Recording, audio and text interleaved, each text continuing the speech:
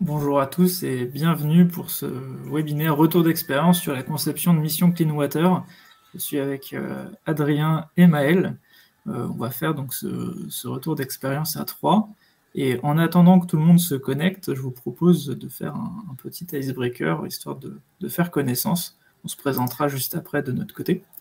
Donc ce que je vous propose, c'est de mettre dans le chat votre présentation, qui vous êtes, est-ce que vous avez déjà par exemple conçu des jeux pédagogiques, et pourquoi pas nous partager votre jeu pédagogique préféré, que ce soit un que vous ayez conçu ou simplement un jeu que vous avez expérimenté récemment.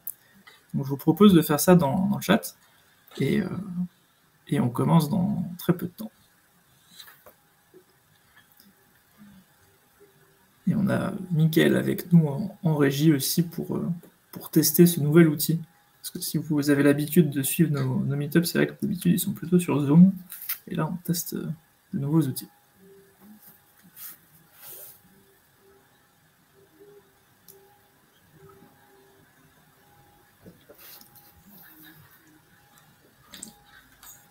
Ok, super, si ça fonctionne bien en termes de son et d'image. Je suis curieux d'avoir le jeu pédagogique préféré de Nathanaël. Pointe du doigt.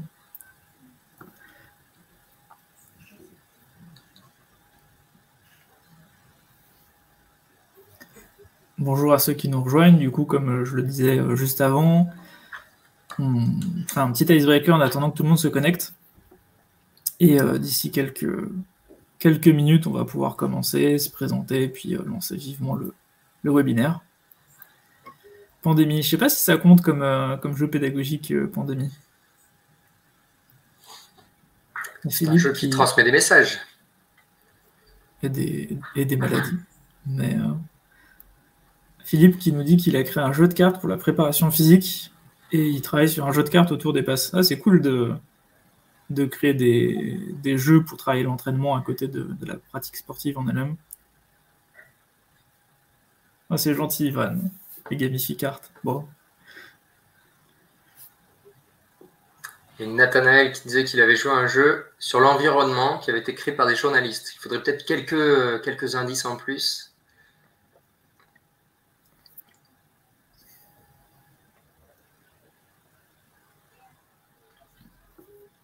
On a Cosmopolite, un jeu sur les langues. Les escape games, c'est sympa aussi. Hacker les jeux existants.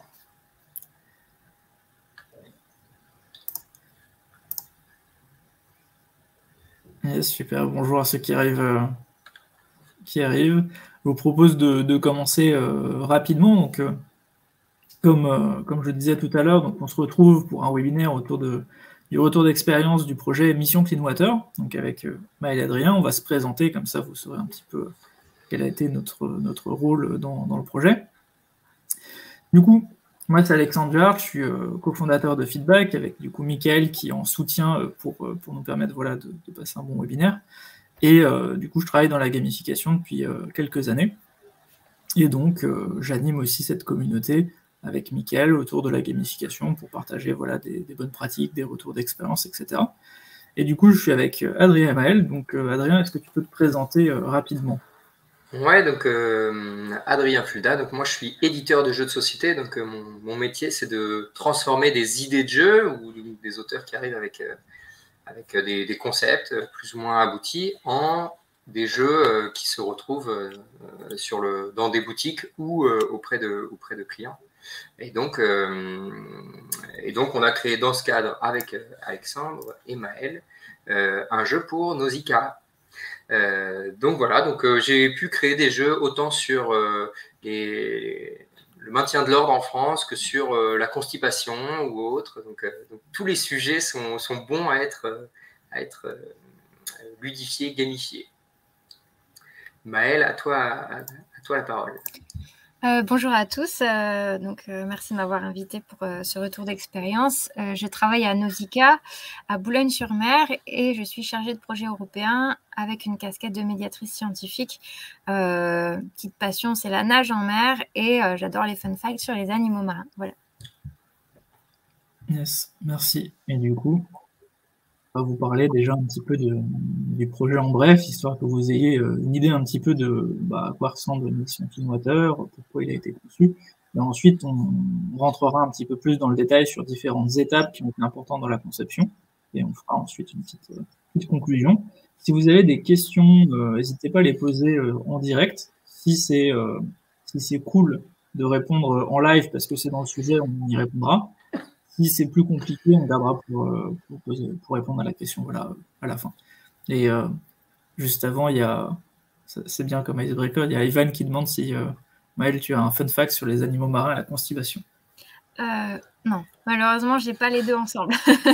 Mais il y a une carte dans le jeu, par contre, Mission Clean Water, qui parle des cacas de baleine, si je me trompe pas. Oui, qui favorise le développement du phytoplancton.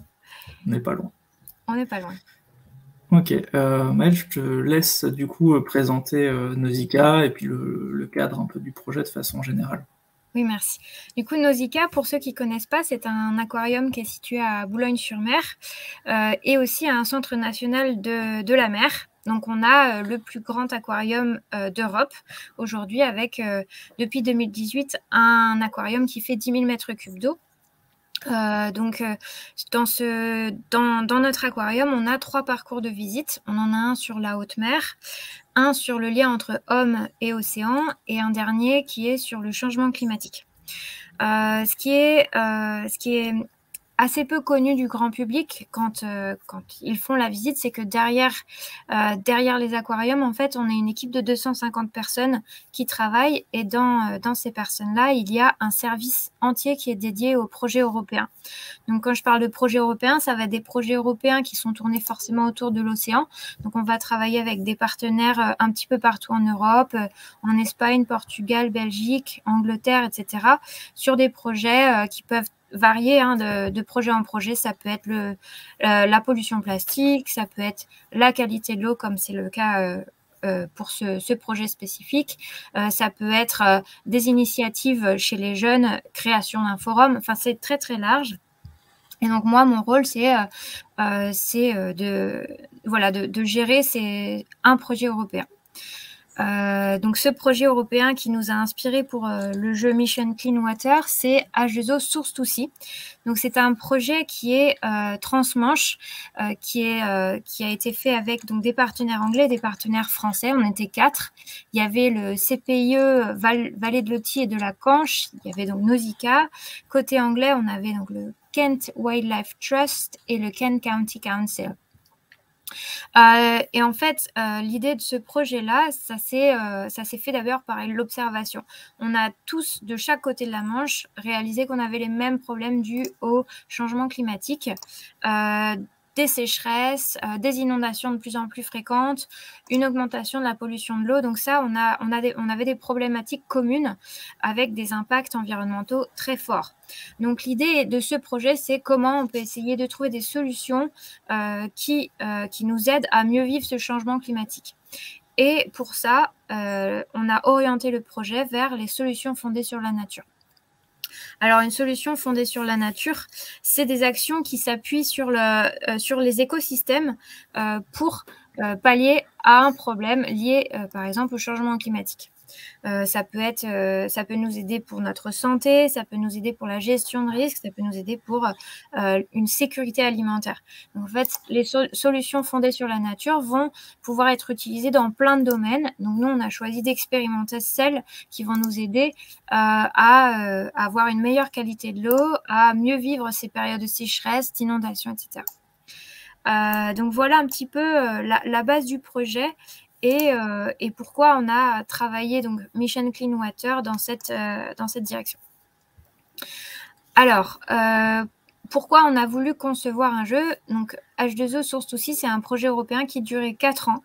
Et donc, pendant les premières années, on a testé des solutions fondées sur la nature, en France et en Angleterre.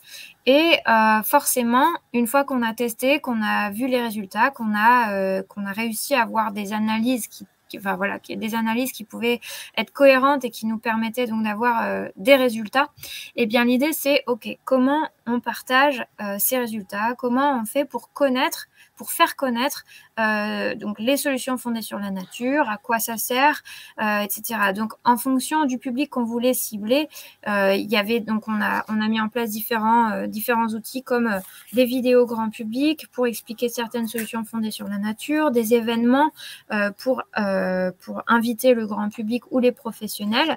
Et l'idée, c'était, OK, comment on peut toucher des personnes, donc du grand public ou des scolaires, et parler de ce sujet de solutions fondées sur la nature, parler des conséquences du changement climatique et de leur effet sur la qualité de l'eau. Donc, c'est une façon de traiter du sujet, du projet, mais de façon plus ludique et plus accessible.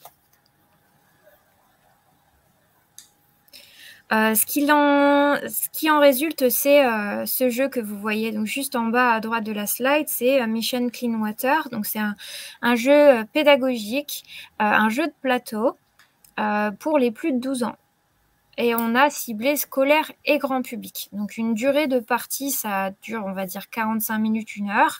Mais le jeu, on l'a créé de façon à ce qu'il soit découpable et on peut jouer par manche. Et donc, forcément, si on joue qu'une seule manche, ce qui est tout à fait possible, on l'expliquera un petit peu plus tard, mais en tout cas, ça peut durer entre 20 et 25-30 minutes. Donc, c'est un jeu qui peut être assez long, qui peut se faire sur une période de classe, par exemple, comme sur un stand, ce que je vais d'ailleurs faire vendredi soir. Ce jeu a été créé en français et en anglais, donc on a réussi à traduire tout ce contenu en anglais également. Il est disponible en print and play. Il y a juste à m'envoyer un mail et moi, je vous envoie tous les fichiers imprimables directement. C'est complètement gratuit. Et donc voilà, il va exister à partir de maintenant sur Nausicaa et en ligne aussi. Donc à Nausicaa, on a 250 boîtes qu'on distribue au compte-gouttes en fonction de l'intérêt des personnes avec qui on travaille et de nos partenaires. Et on a aussi quelques boîtes qui sont en prêt. Donc si jamais vous êtes près de Boulogne, il ne faut pas hésiter à venir prendre une boîte en prêt. Voilà. Yes. Merci pour du coup cette présentation du contexte de façon générale. Le projet en tout cas s'inscrit vraiment dans une démarche assez globale et c'était chouette en tout cas pour nous d'intervenir voilà, sur ce projet-là de cette façon. Là du coup on va rentrer un peu plus dans le détail de la conception du Serious Game de façon précise et je vais commencer du coup par vous parler un petit peu de la co-conception parce que c'est quelque chose qui est assez important pour nous. En fait, quand on est sollicité, en tout cas feedback, sur des projets où il y a besoin de concevoir des serious games ou de faire de la gamification, de façon générale, nous, ce qu'on essaye d'apporter, c'est notre expertise en gamification. Et c'est une expertise qui est chouette à avoir, mais quand on veut réaliser un projet, c'est pas suffisant. On a besoin de l'expertise de la thématique, on a besoin de l'expertise des enjeux, du public, etc. Et donc, c'est pas forcément quelque chose qu'on a de notre côté. Et donc, pour combiner en fait ces deux expertises-là, on aime bien pratiquer le co-design. L'idée, c'est vraiment de concevoir, du coup, avec les partenaires, avec les clients, créer en fait la bonne équipe pour faire le projet. Ça peut permettre aussi d'impliquer d'autres partenaires, voire des utilisateurs finaux. Donc pour nous, c'est vraiment ça qui est important pour faire en sorte que le projet avance correctement. Une autre raison de faire du co-design, en fait, c'est de favoriser l'implication de tout le monde et le fait, en fait, d'être aligné sur les objectifs, sur le message qu'on a envie de faire passer, mais également, tout simplement, d'être plus motivé pour faire le projet. Ça peut arriver que certains projets prennent du temps, soient un peu compliqués, et si on n'est pas complètement impliqué dans le projet, parce que justement on n'a pas été sollicité ou mobilisé à des étapes clés, ça peut être compliqué. Donc pour nous, le co-design, c'est aussi une façon de vraiment s'assurer que le projet s'inscrive dans une démarche et soit ensuite utilisé. Comme là, avec Maël, je pense que si on avait fait le projet juste de notre côté et qu'on lui avait livré un jeu qui peut-être lui plaisait pas, ce serait plus compliqué pour elle d'aller le diffuser à des partenaires, d'aller le présenter sur des stands, etc. Donc c'est assez important de faire cette étape-là aussi.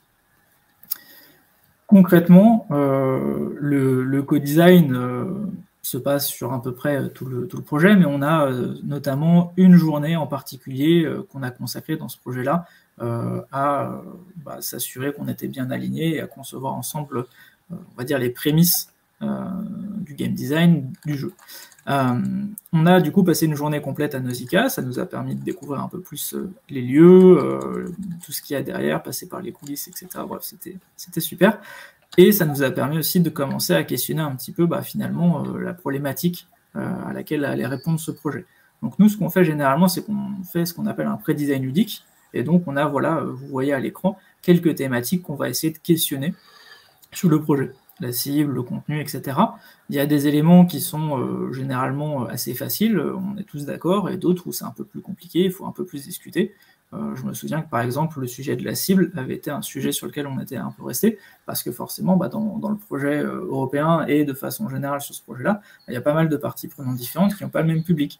Donc il faut réussir à trouver un bon équilibre pour que le jeu soit utilisable par tous, ou être OK sur le fait que peut-être certains publics ne correspondront pas, parce que si on les incluait aussi, ça ferait, on va dire, une soupe un peu moyenne pour tout le monde, quoi. Donc il y a des choix à faire à ce niveau-là, et donc on prend pas mal le temps de discuter et de synthétiser ces éléments-là ensemble. Alors c'est une étape qui est un petit peu rébarbative comparée à l'étape de benchmark. Donc généralement on fait un benchmark. Le benchmark il est là en fait pour à la fois essayer de s'inspirer et de discuter de certains éléments ludiques qui pourraient être intéressants à retrouver dans notre jeu ou pas. C'est important aussi de mettre de côté les choses qui ne me paraissent vraiment pas adaptées, mais c'est aussi une façon d'équilibrer un petit peu le niveau de connaissance en gamification ou en jeu de toutes les personnes qui sont présentes, parce que forcément il y a des personnes qui jouent pas mal, il y a des personnes qui sont plus experts ou qui font pas mal de pédagogie, etc. Et puis il y a des personnes qui sont là parce qu'elles ont d'autres choses à apporter. Et elles pourraient du coup se retrouver un peu limitées dans la possibilité d'intervenir sur ce volet-là, de proposer des éléments de game design. Et donc c'est pour ça qu'on fait du benchmark.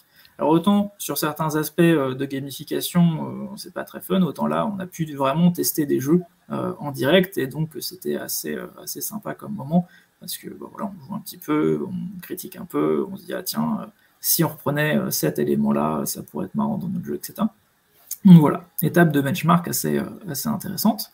Et on est parti ensuite sur du prototypage express, c'est-à-dire que généralement on aime bien prendre un peu de temps pour rentrer dans le vif, générer des idées, et en fait quand on est sur un projet de jeu, en fait il y a des éléments qu'on peut prototyper vraiment très rapidement et qui nous permettent de tester si un mécanisme fonctionne, si telle idée ça a l'air marrant ou pas, et ça permet de faire des tris. Et donc là, on a eu un groupe qui a essayé de reproduire un peu le tri des solutions fondées sur la nature en fonction de problèmes à résoudre, parce que c'était finalement un des sujets sur lesquels on avait envie de travailler. Travailler du coup le fait de réussir à matcher les bonnes solutions par rapport aux bons problèmes, et pas se dire qu'une solution fondée sur la nature, elle répond à tout. Et on a aussi essayé de travailler sur le volet, est-ce qu'on peut faire des choses qui sont un peu drôles autour du coup des solutions fondées sur la nature. Donc par exemple, on parlait tout à l'heure du caca des baleines. Bon, pour des enfants peut-être, et pas que des enfants d'ailleurs, ça peut être un peu rigolo de parler de caca de baleine ou de buffle d'eau ou de choses comme ça. Et on s'est dit, est-ce qu'on arrive à les intégrer dans des éléments?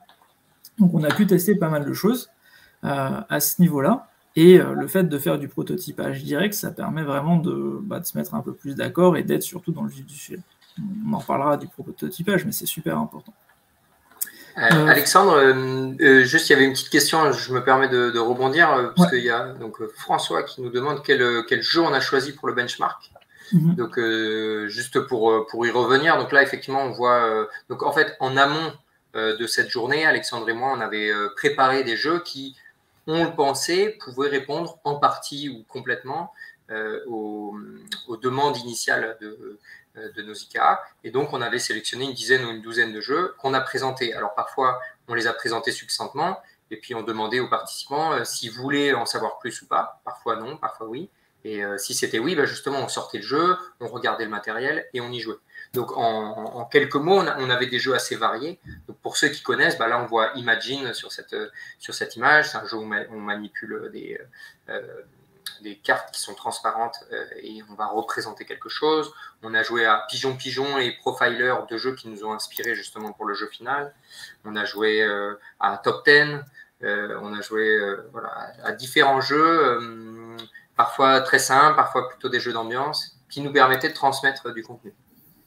On a également sorti quelques jeux des armoires de Nausicaa, qui sont du coup des jeux plus orientés vraiment pédagogiques autour de l'environnement, l'océan, etc., qui permettaient de voir aussi justement d'autres approches, et notamment se questionner un petit peu sur finalement quel trou il y a dans la raquette. Est-ce qu'il y a besoin de faire des jeux vraiment pour, par exemple, les très jeunes?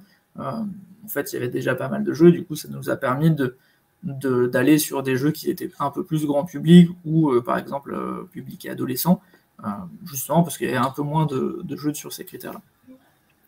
Donc ça, c'est pour le volet prototypage express.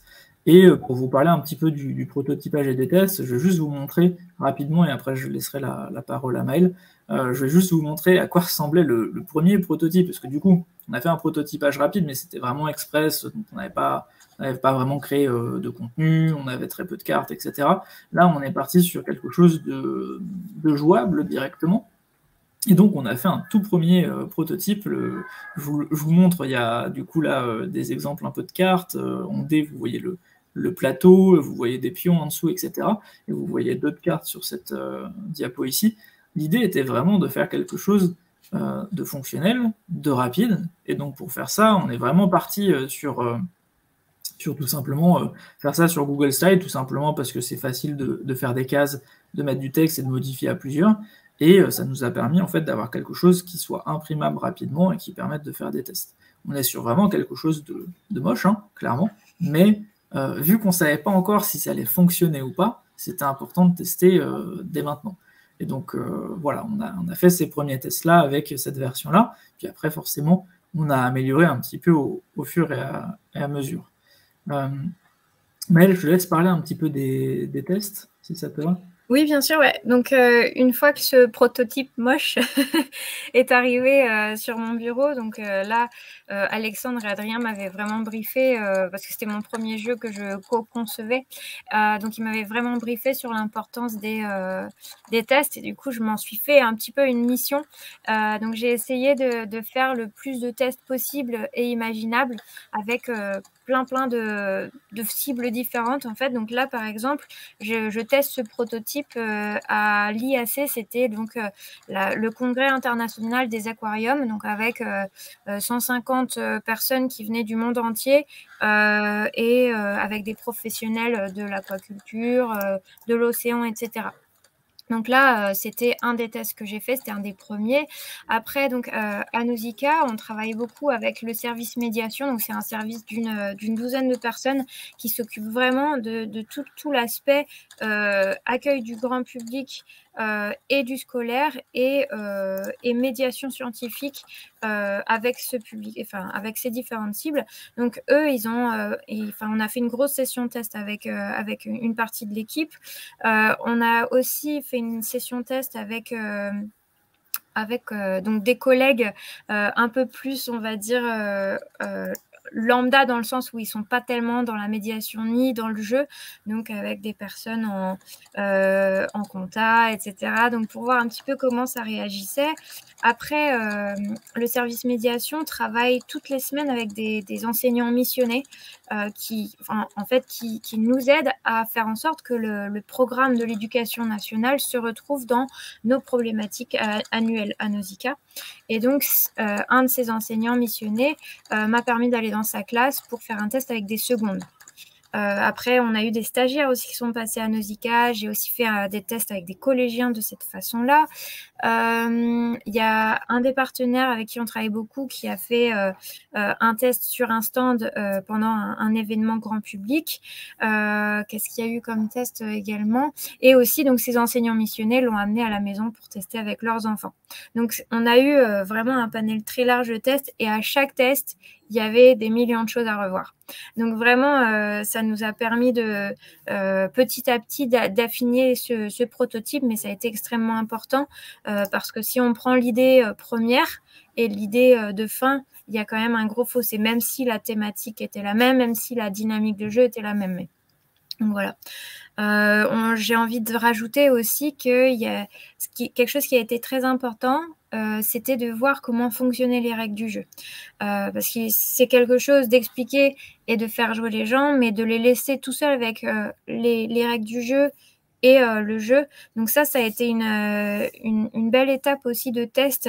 D'ailleurs, c'était assez frustrant de ma part parce que j'étais en observatrice pendant une session de jeu et j'avais vraiment juste donné les différents éléments et je voyais qu'ils partaient pas dans la bonne direction du tout, qu'ils n'avaient pas compris les règles et moi je pouvais rien dire et donc ça a été une des plus formatrices parce que je me suis rendu compte que mes règles du jeu n'étaient pas assez claires, pas assez détaillées et donc voilà, donc importance des tests 100%. Ouais, complètement. D'autant plus que en fonction des éléments qu'on a fixés en amont, potentiellement, voilà, si on a beaucoup de messages à faire passer, qu'on a envie d'avoir une complexité autour du gameplay, potentiellement, effectivement, les règles demandent un peu plus de temps d'appropriation en amont, ce qui est parfois difficile à rendre compatible avec les contraintes, par exemple, des profs en classe qui n'ont pas forcément le temps de faire 3 heures de préparation pour animer une session d'1 heure, quoi, sur un outil. 2 anecdotes à partager un petit peu sur le prototypage. Une première, c'est les icônes sur les cartes. Donc là, vous voyez un petit peu des cartes qu'on peut retrouver donc, dans notre jeu. Vous avez des cartes avec des problèmes et des cartes avec des solutions, hein, grosso modo à gauche, et une carte aide à droite.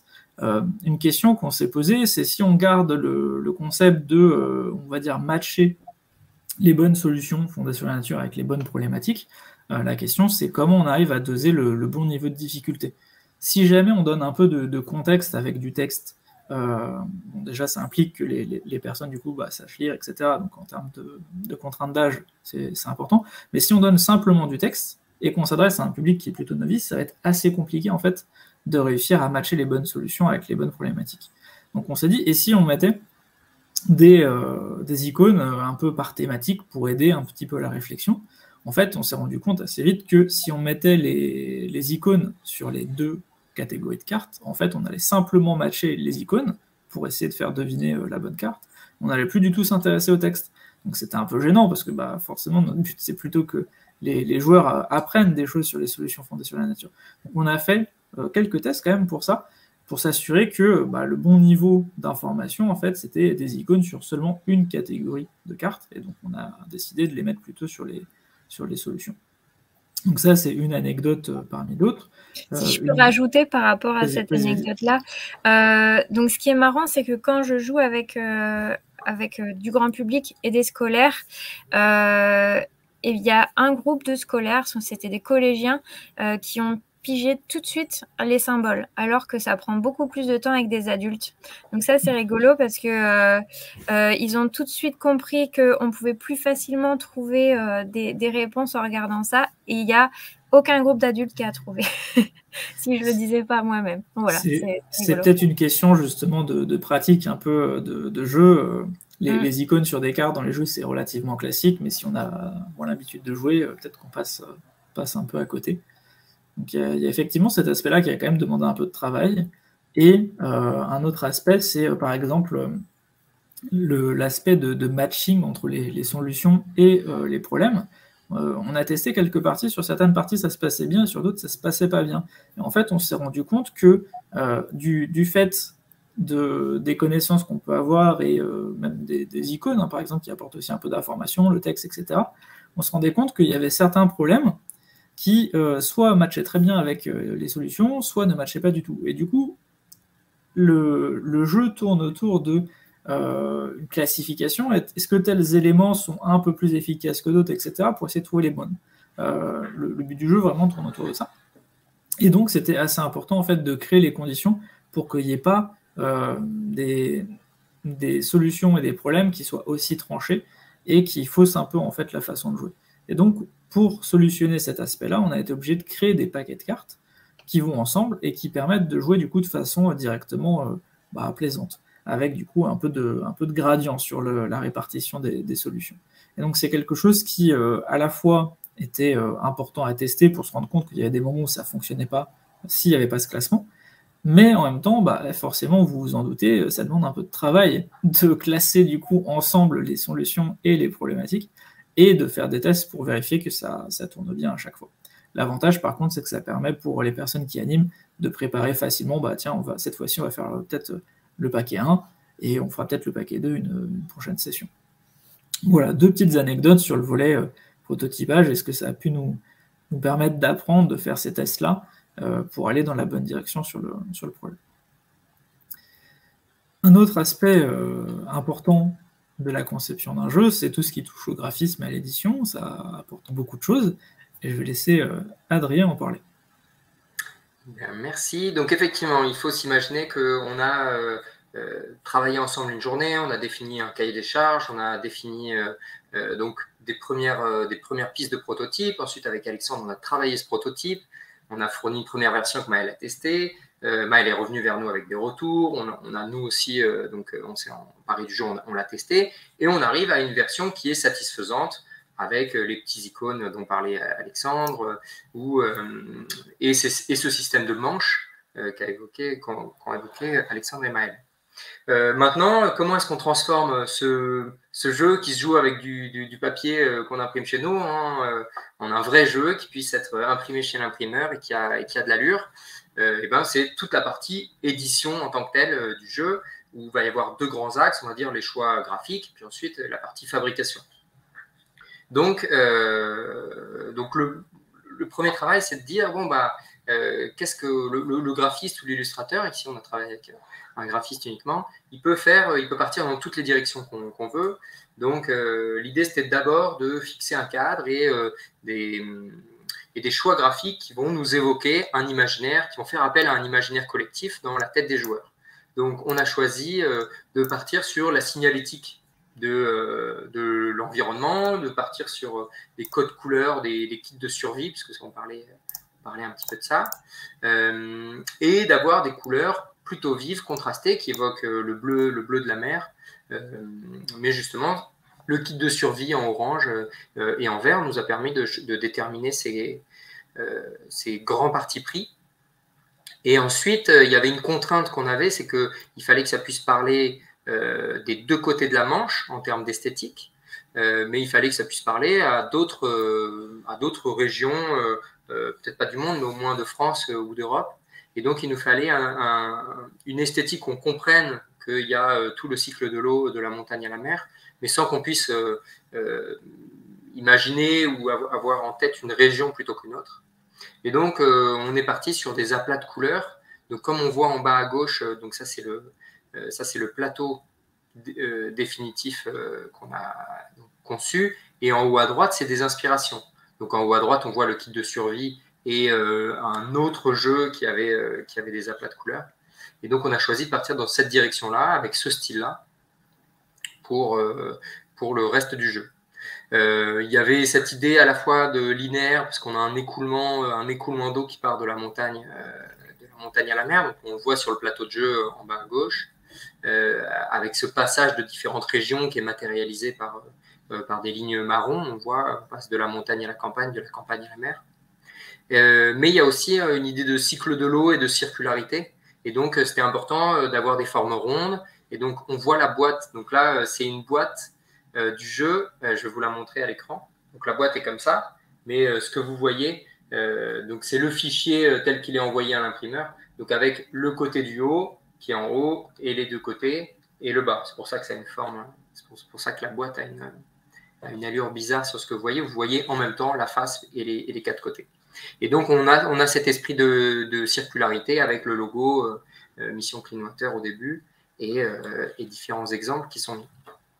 Donc, voilà, c'était un peu le point de départ quand on part du graphisme, c'est qu'est-ce qu'on a envie de mettre. Donc, c'était nos grandes lignes graphiques. Le deuxième sujet, une fois qu'on avait commencé à travailler le graphisme, c'est comment est-ce qu'on illustre le jeu. Donc, on peut prendre des photos, on peut faire des dessins, on peut ne rien mettre du tout. Donc, le choix, il a été de prendre des images donc pour montrer aux joueurs ce que c'est qu'une fascine, pour montrer ce que c'est qu'un récif, pour montrer ce que c'est qu'une hermelle et autres, donc tous les éléments qui composent le jeu. Simplement, les images, elles sont très disparates. Et on a des images très proches d'éléments tout petits, on a des images qui prennent des paysages en entier, et des images sous l'eau, des images sur Terre. Donc l'un des défis, c'était comment rendre uniformes les cartes, qu'on ait l'impression de jouer à un jeu qui soit cohérent, qui ait une uniformité graphique. Et donc ça, c'est justement le travail avec le graphiste qui a proposé d'appliquer un filtre de couleurs pour uniformiser les photos. Donc là, on en voit deux qui sont assez différentes et les photos originales sont assez différentes. Et on voit qu'avec cette astuce graphique, les cartes bleues ont un filtre bleu, les cartes rouges ont un filtre rouge. On arrive à avoir cette uniformisation dans les photos. Et donc l'autre élément, c'est la complexité perçue du jeu. C'est-à-dire que le jeu en soi, il est assez simple. Donc d'ailleurs, on n'a pas trop expliqué comment est-ce qu'on joue, mais il y a un des joueurs qui doit faire deviner aux autres une problématique. Et les autres doivent choisir la solution qui pourrait répondre le mieux à cette problématique. Il y a une complexité perçue par à la fois du texte, à la fois une photo, à la fois des symboles. Et donc, l'enjeu pour nous, c'était de simplifier la prise en main du jeu. Et donc, voilà, Maël l'a montré au début, on s'est même posé la question, est-ce qu'il faut expliciter les symboles? Bon, bah, les enfants les comprenaient bien, mais pas toujours, rarement les adultes. Donc, on a créé une aide de jeu en plus. Donc, ça, c'est un choix éditorial plus que graphique.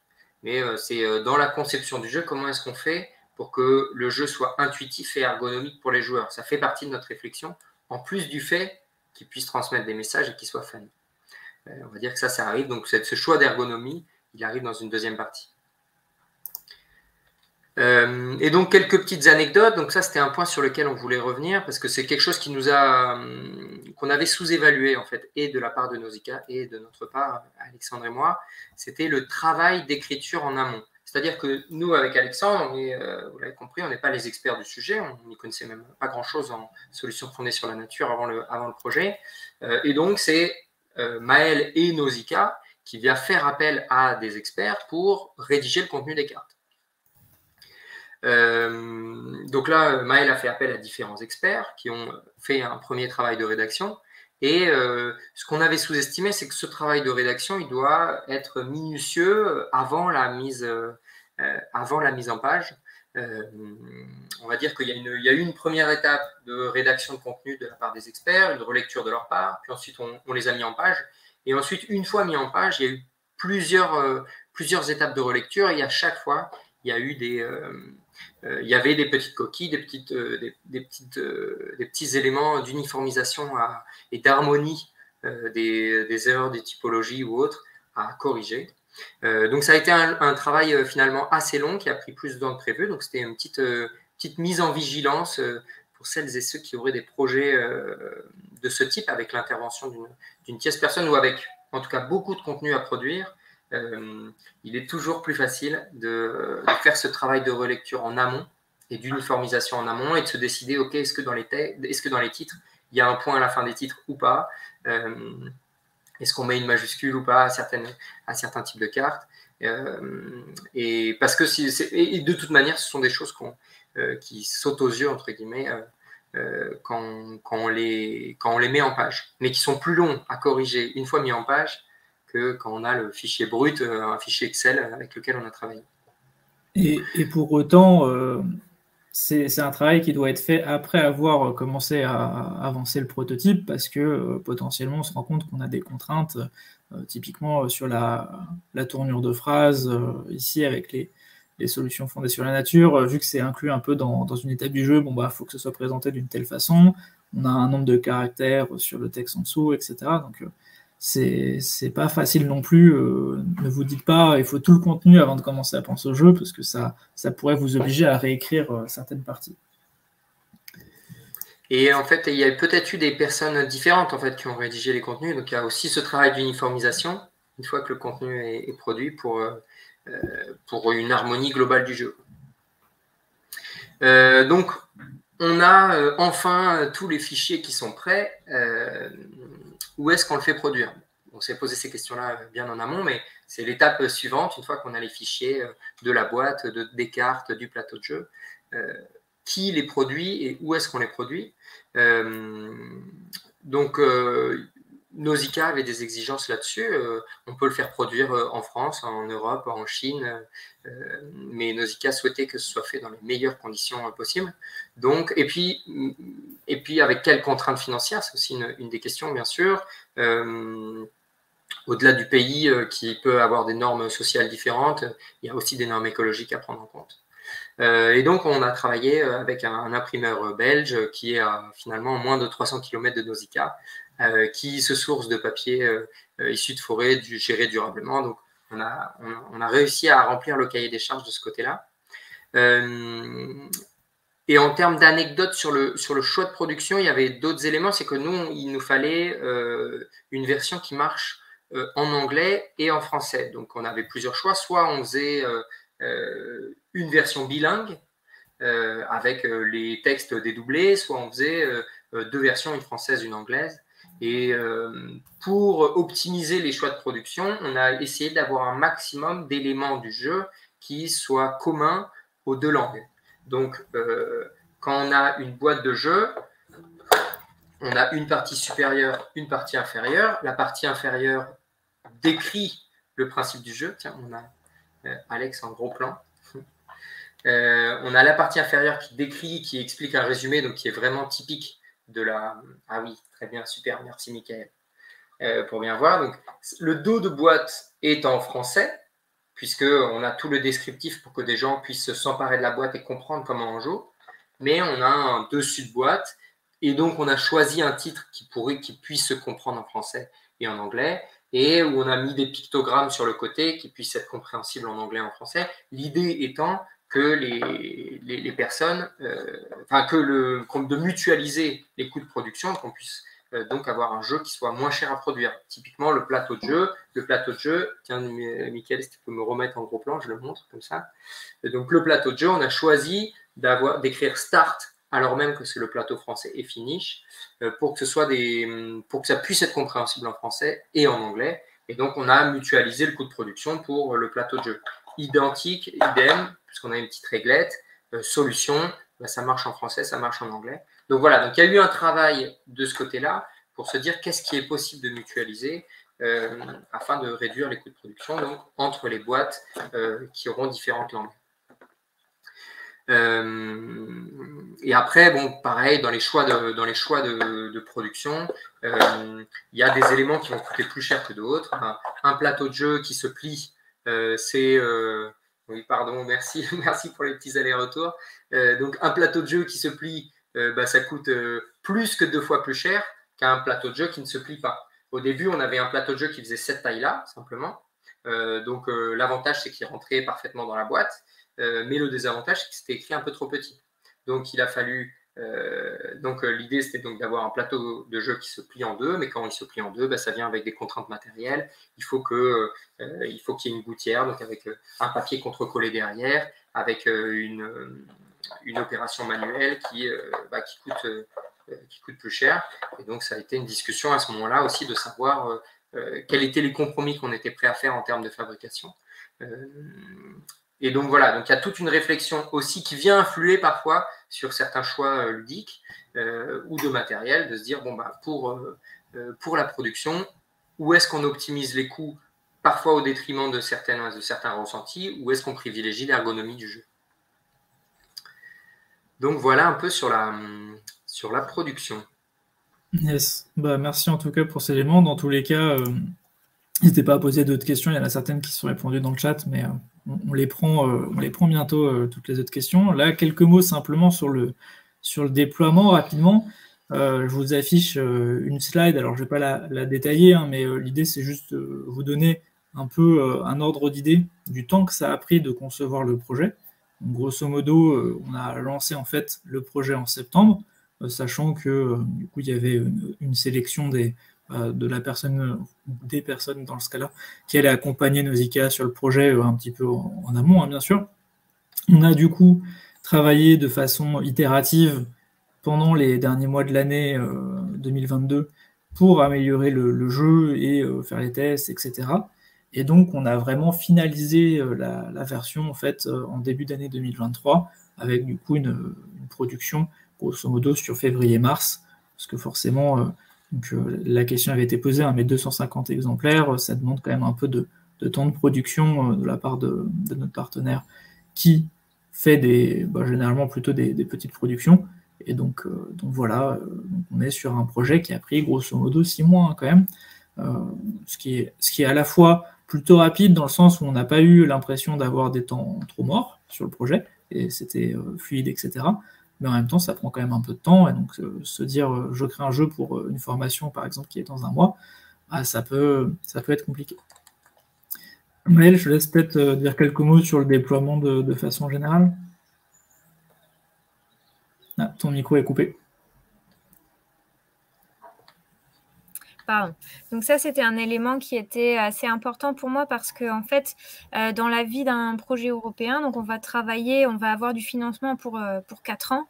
Et une fois que c'est fini, il n'y a plus de financement. Donc là, moi, je compte sur mon réseau professionnel hors projet européen pour faire ce déploiement. Et puis l'idée, c'est surtout pas de faire un outil qui servira à personne. On l'a fait avec beaucoup de cœur et avec beaucoup de temps quand même. Et l'idée, c'est qu'il serve aussi à des personnes parce que c'est pour ça qu'il a été créé. Donc en fait, c'est ma deuxième mission que je me donne, c'est d'écouler ces 250 boîtes et qu'elles servent aux personnes qui vont les avoir.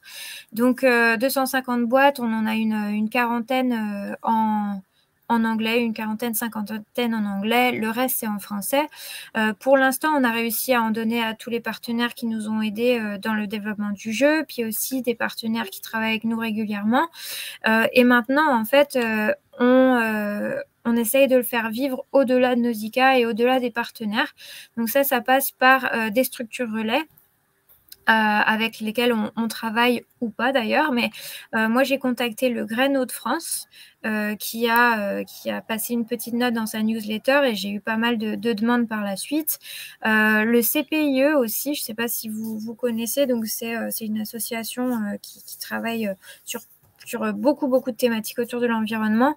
Et donc, eux, qui étaient donc un partenaire pendant le projet, ont décidé de donner une boîte à tous leurs représentants en solutions fondées sur la nature au national. Et j'ai su récemment qu'ils en parlaient pendant des séminaires et pendant des événements. Donc, j'ai des demandes qui viennent de personnes qui ont participé à ces événements et qui viennent me demander les fichiers. Là, bientôt, je vais aller aussi au Forum de la Transition à Lille et à Amiens pour présenter le jeu et faire une session de jeu pendant 1 heure aux participants. On a les enseignants missionnés à Nausicaa aussi, dès qu'ils ont une présentation d'outils avec des professeurs qui viennent à Nausicaa pendant leur début d'année, ils présentent aussi l'outil. Donc voilà un peu comment il vit pour l'instant et je suis assez contente du chemin que ça prend, même voire très contente parce que il vit et je me rends compte qu'il y a quand même, on a trouvé une niche où il y avait vraiment besoin d'un outil parce que j'ai pas mal de retours de gens qui disent qu'ils cherchaient un outil sur cette thématique précisément. Donc, je pense que l'objectif a été vraiment trouvé, quoi. Après, donc, pour les personnes qui seraient intéressées à recevoir le jeu, donc il y a juste à m'envoyer un mail à projectofficer@nausicaa.fr et moi je vous envoie un lien vers des fichiers directement téléchargeables. Pour l'instant, il a été téléchargé une 20aine de fois, mais ça ne fait qu'augmenter. Là, j'ai déjà reçu quelques demandes pendant le chat pour le recevoir, donc vraiment n'hésitez pas. C'est avec plaisir. Hein. Plus il est utilisé et plus on est content, quoi, parce que ça sert. Voilà. C'est à peu près tout ce que j'ai à dire. Du coup, quelques mots sur le bilan et puis on prendra vos questions. On a essayé de tirer avec Adrien et Maël quelques enseignements clés de ce projet. Du coup, on s'est dit qu'une séance de co-design en lancement de projet, c'est vraiment la clé pour pour en fait tous s'entendre sur les attentes du projet, les contraintes qu'on va devoir surmonter, commencer même à concevoir, comme je vous le disais, le volet game design, le fonctionnement du jeu, etc. Donc ça, c'est quelque chose qui est très important. Maël a beaucoup insisté sur le fait que les tests avec le public cible, c'est essentiel. On ne va pas forcément revenir là-dessus, mais donc c'est vraiment super important. Hein. N'hésitez pas à les faire le plus tôt possible. On a vu aussi le volet, donc la rédaction du contenu, ça peut être chronophage. Alors là, effectivement, on a beaucoup de cartes et pas mal de contenu dessus. Il y a eu besoin de vérification à différents niveaux, hein, tout ce qui était, on va dire, typo, mais aussi le contenu scientifique. Même sur des jeux où on peut se dire que c'est simple, simplement quelques questions et des réponses, en fait, ça peut être chronophage parce qu'il faut beaucoup de contenu et il faut s'assurer que le contenu est bon. Un point du coup que Maël a détaillé juste avant, le déploiement de l'outil, c'est important de y penser parce qu'un jeu qui reste dans l'armoire, c'est un peu dommage. Donc voilà, un point super important. Je sais que c'est souvent un point qui est un peu mis de côté parce que voilà, on est concentré sur la conception du jeu en lui-même, mais voilà, le déploiement c'est important. Et in fine, pour réaliser un projet qualitatif, il faut du temps et du budget. On vous a montré un peu le temps que nous, ça nous a pris. Alors forcément, c'est calendrier, on n'a pas compté exactement les heures, etc. Mais ça vous permet de voir que c'est quand même important de prendre un peu le temps pour ce genre de projet et que ça ne se fait pas en une journée, quoi. Donc voilà un petit peu pour les enseignements clés. Et s'il fallait redémarrer le projet en 2024, on s'est posé la question aussi de qu'est-ce qu'on pourrait améliorer. Et donc un point que Maël nous a partagé, c'est essayer de pousser encore plus loin le fait d'avoir un jeu qui soit simple d'accès ou avec une prise en main plus intuitive. Donc un des éléments qui a été discuté un petit peu dans le chat, c'était effectivement de pourquoi pas avoir une vidéo enregistrée de comment on joue, que ce soit les règles ou une partie à proprement parler. Donc c'est des choses qui, pour être bien fait, ça prend un peu de temps aussi. Donc là, on l'a pas fait, mais ça pourrait effectivement être super complémentaire. Puis même de façon générale, quand même, essayer de simplifier encore des éléments sur le jeu. Un autre élément que moi je me suis dit, c'est pourquoi pas une deuxième journée de co-design. Il y a quelqu'un dans le chat également qui posait la question du design sprint. C'est vrai que sur certaines interventions chez Feedback, plutôt que de venir sur une journée, on vient sur deux, ce qui permet de pousser encore plus loin les éléments de conception. Donc ça aurait pu être sympa, que ce soit avec tout le monde ou juste, entre guillemets, l'équipe de conception un petit peu plus resserrée, donc par exemple nous trois et éventuellement un partenaire ou l'autre, mais ça aurait pu être quelque chose pour voilà, commencer encore plus rapidement. Voilà un petit peu, je ne sais pas si vous avez des questions ou des éléments à partager en plus. Si je peux me permettre pour répondre à une ou deux questions que j'ai vues. Alors donc c'est un projet Interreg et donc on ne peut pas vendre le jeu, c'est pas possible. Par contre, ce qu'on va demander si quelqu'un est intéressé par une boîte, c'est de financer les frais de port. Donc il est gratuit, sauf pour les frais de port. Voilà. Après, il est complètement gratuit quand on le télécharge et imprimable à la maison, donc sans frais. De toute façon, on ne peut pas le vendre. Voilà. Et on a prévu des événements pour promouvoir le jeu. Donc comme je disais, je vais participer par exemple ce vendredi soir à Nausicaa. On a une porte ouverte pour le grand public pour la nuit des chercheurs. Donc là, je vais présenter le jeu au grand public. Donc l'année dernière, ils étaient très nombreux à venir. Donc j'espère aussi qu'on aura une bonne session de jeu à ce moment-là. Donc en novembre et en décembre, on participe au forum de la transition, des outils de la transition à Amiens et à Lille. Après, donc, ce sera nos partenaires relais qui vont l'utiliser. J'ai pas forcément de visibilité là-dessus. C'est eux qui gèrent maintenant leur déploiement. Et je crois que c'est à peu près tout au niveau des questions. Donc voilà, si jamais une boîte vous intéresse, faut pas hésiter à me contacter, puis on voit ce qu'on peut faire. Yes, super. Il y avait une question, je crois, qui n'a pas été traitée. Adrien, c'est plus probablement pour toi. Est-ce que tu peux donner une fourchette un peu de prix d'un jeu comme ça, avec la boîte, tous les éléments qu'il y a autour, de façon générale, parce qu'on sait bien que ça varie beaucoup selon le nombre d'exemplaires. Ouais, en fait, il y a plusieurs facteurs qui vont rentrer en compte dans le prix d'un jeu. Il va y avoir la quantité d'éléments qui sont dans le jeu. Donc là, typiquement, il y a des éléments qui coûtent cher. Donc là, typiquement, on a, donc je vous ai montré le plateau qui se déplie. On a une deuxième réglette qui se déplie en carton épais. On a plusieurs dizaines de cartes. On a un pion dans une boîte qui est somme toute de taille correcte. Donc forcément, ça coûte plus de sous que si on fait un jeu avec uniquement des cartes, etc. Par ailleurs, autre élément, donc ce que dit Alexandre, c'est éditer des jeux en 2000 exemplaires ou en 500 exemplaires, ça n'a rien à voir en termes de coût. Et donc, plus on va augmenter en termes de quantité, et plus il va y avoir une économie d'échelle. Donc voilà, c'est un peu comme ça que ça fonctionne dans la papeterie. Et donc là, je crois, Maël, tu me dis, parce que là, ça fait quelques temps, mais je crois qu'on est autour d'une quarantaine d'euros l'unité en coût d'impression. Donc, ça coûte cher, surtout pour 250 jeux. Mais voilà, c'est parce que c'est une petite quantité, enfin, c'est petit par rapport au. En fait, pour pouvoir mutualiser les coûts d'impression, bah, si on en avait fait 2000, on serait tombé peut-être à 15 euros l'impression, enfin, on aurait diminué vraiment drastiquement les coûts. Peut-être même moins, parce qu'on l'a fabriqué en Europe proche et parce qu'il y a plusieurs éléments, peut-être qu'on aurait pu faire différemment pour optimiser les coûts encore. Oui, ça a été un choix aussi de notre part. Quand, par exemple, on parlait du plateau, on aurait très bien pu le laisser petit, on aurait très bien pu avoir une échelle beaucoup plus petite pour réduire les coûts. Donc, c'était un choix de notre part aussi, mais oui, ça peut être vu à la baisse ou à la hausse en fonction de vos moyens, quoi. Complètement. En attendant qu'il y ait éventuellement d'autres questions qui arrivent dans le chat, Mickaël, si tu peux me remettre la slide, juste pour vous partager un petit peu quelques infos. Donc les prochains rendez-vous de la communauté feedback, parce que du coup on essaie de se recentrer un peu sur les éléments, les éléments plus, ensemble en live.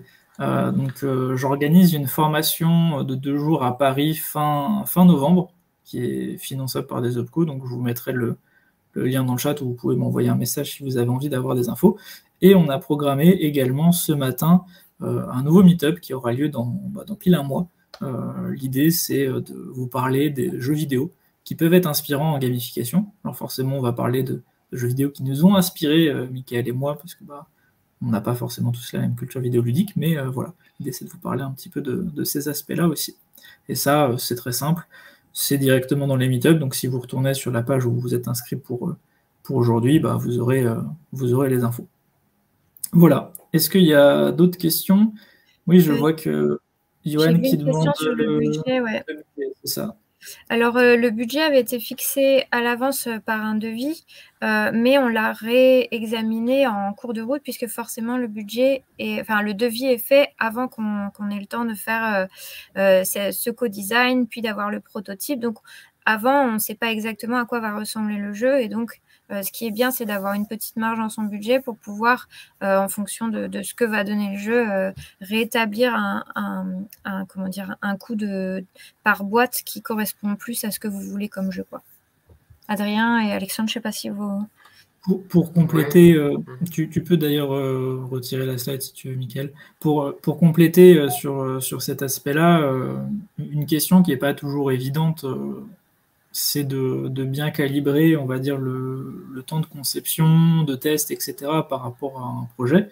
Nous, c'est vrai que très souvent, on intervient un petit peu sur 2 phases sur des gros projets, c'est-à-dire qu'on a une première phase de cadrage, qui correspond notamment à la première journée qu'on a fait ensemble avec Nausicaa, qui est là pour débroussailler le sujet et commencer à orienter un petit peu les directions de game design. Et suite à ça, on va pouvoir plus facilement calibrer un peu le temps de test, le temps peut-être de rédaction du contenu, le matos qui va être nécessaire dans le jeu, etc. Et ça permet d'avoir un devis un peu plus précis. Ici, c'était pas possible de fonctionner de cette façon-là, et du coup, on a essayé d'estimer le temps qu'on allait pouvoir passer sur le projet, sur les différentes étapes, et aussi le budget de l'impression.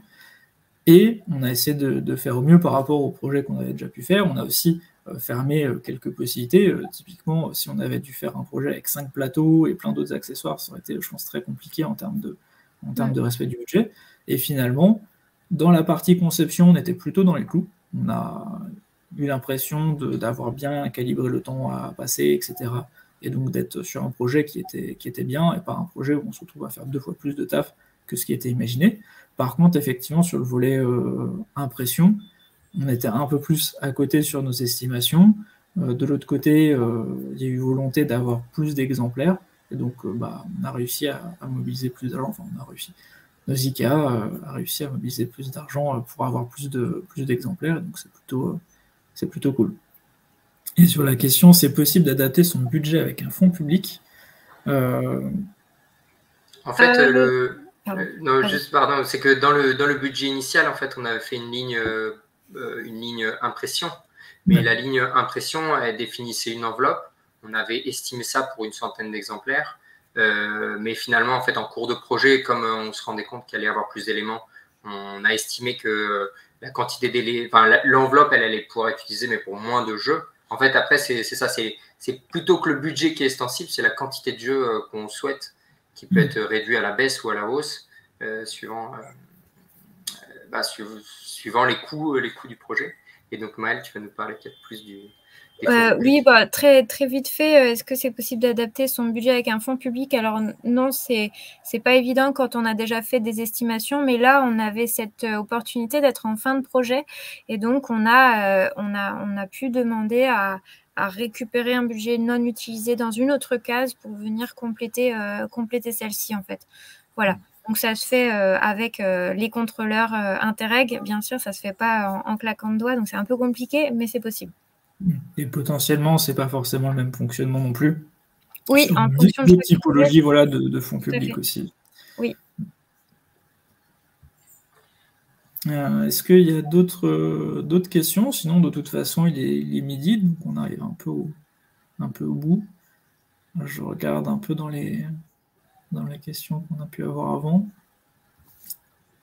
J'ai l'impression qu'on a fait le tour. On attend 10 secondes pour voir si quelqu'un se manifeste. Sinon, on va pouvoir couper le webinaire ici. Merci à tous d'être venus et puis d'avoir participé dans le chat aussi. Hein. C'est toujours plus sympa d'avoir un webinaire un peu vivant et de répondre à vos questions. Merci à Mickaël pour tout le switch et tout ça avec le nouvel outil. Merci Adrien et Maëlle à la fois pour le projet qui était super chouette à faire ensemble et pour le webinaire. Il y aura un replay, c'est enregistré, on mettra ça sur YouTube prochainement. Et je vois qu'il y a une dernière question, et je pense qu'on peut prendre celle-là et ensuite on peut clôturer. Il y a François qui nous demande: avez-vous eu des frustrations dans ce projet? Moi, je peux commencer comme ça. Je vous laisse réfléchir. Moi, une frustration, c'est pas vraiment une frustration, mais je me dis ça aurait été encore plus cool de pouvoir venir plus facilement à Nausicaa pour faire plus de choses sur place.